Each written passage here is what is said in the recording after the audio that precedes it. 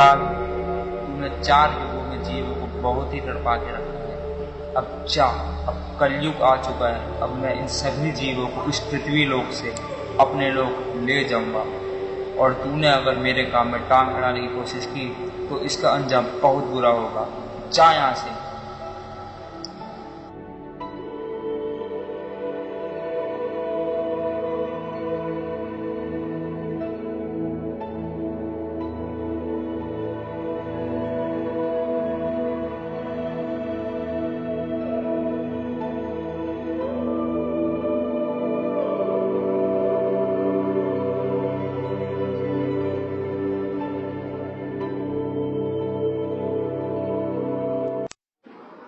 परमात्मा का धाम है ही ऐसा जहाँ पे जो जाता है उस परमात्मा की भक्ति करने के पश्चात इस आत्मा को स्वयं ये एक अपने निजी विमान में बैठकर उस लोक में जाता है और काल के लोक को पार करते हुए उस परमात्मा के लोक के आगे सामने जब आता है तो इस आत्मा की आंखें चुंधिया जाती है कि क्या सच में एक ऐसा भी लोक था जिसको हम छोड़कर इस गंदे पृथ्वी लोक पर आ चुके हैं। उस लोक के तेज के आगे इस पूरे ब्रह्मांड का कोई भी तेज नहीं है। वहाँ की हर चीज, हर वस्तु का कभी भी विनाश नहीं होता है और ना ही उस स्थान पर कभी आपकी जन्म अथवा मृत्यु होती है।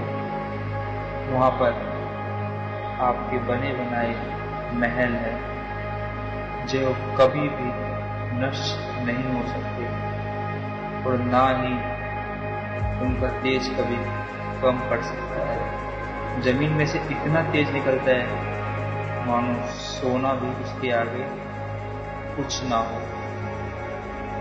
उस तेज के आगे, उस परमात्मा के रूप के आगे कोई भी चीज ना सकता। सतलोक के अंदर शंखो लहर मेहर की उपजे, कहर नहीं जा कोई, दास गरीब अचल अविनाशी, सुक्का सागर सोई। सतलोक के अंदर कहते शंखों लहर मेहर की उपजे। अब वहां हम सतलोक में रहा करते थे, हमारा ऐसा ही शरीर था जैसा आपका यहां पर है, लेकिन उसका मटेरियल ये नहीं है। वो शुक्रम अकायम है, ऐसनाविरम है।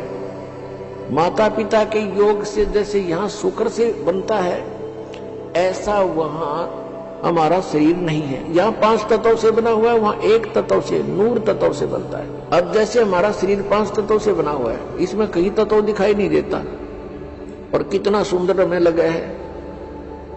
इसी प्रकार उस नूर तत्व का वहां ऐसे परमात्मा ने व्यवस्था कर रखी है। हमारे आत्मा के ऊपर फिर एक कवर वो नूर तत्व से होगा और उसका 16 सूर्य जितना प्रकाश होगा, इतना तेज, इतना नूर होगा, उसका होगा मनुष्य दृश्य ही। और वहां पर आपका पूरा परिवार होगा, आपका अलग से कुटुंब होगा, पूरा अलग से महल बने हुए हैं जिनको बने बनाए आप छोड़ आए। आपकी सारी व्यवस्था वहां पहले से बनी हुई है और एक व्यक्ति को यानी एक आत्मा को और उसके कुटुंब को, परिवार को वहां पर इस पृथ्वी जितना स्थान अकेले को प्राप्त है। उसमें बाग बगीचे, झरने बहुत गुणे।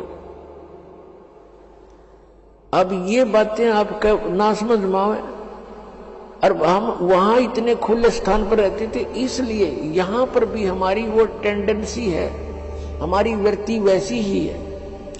हम क्या चाहते हैं, एक पार्क हो, कोठी भी कई कमरियां की हो, ऊपर नीचे हो है, और खूब सैर सपट्टे करने, कार हो, स्पीड से जाओ और इधर उधर घूमे। तो वहां अपने आप विमान है आपके पास, आपकी वचन से विमान है, जहां चाहो वहां जा सकते हो, बहुत स्पीड से जा सकते हो और बहुत बड़े आपका स्थान है।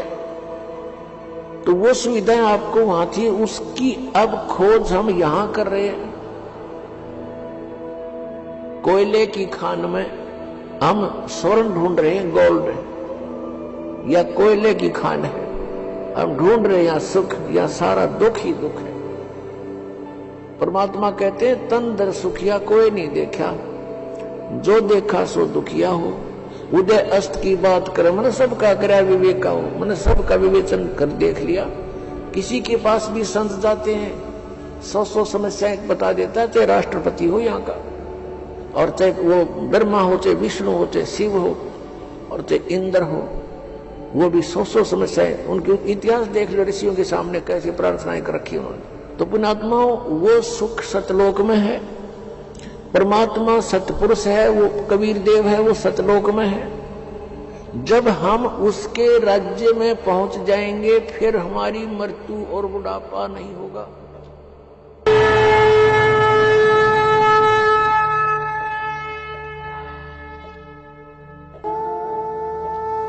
कोई है रे परले पार का, जो भेद कहे झनकार का। कोई है रे परले पार का, जो भेद कहे झनकार का। अब क्या बताते हैं कि कोई है उस परले पार का जो उस वास्तविक धुन की जानकारी रखता हो। तो क्या बताया है, वा रही गोरख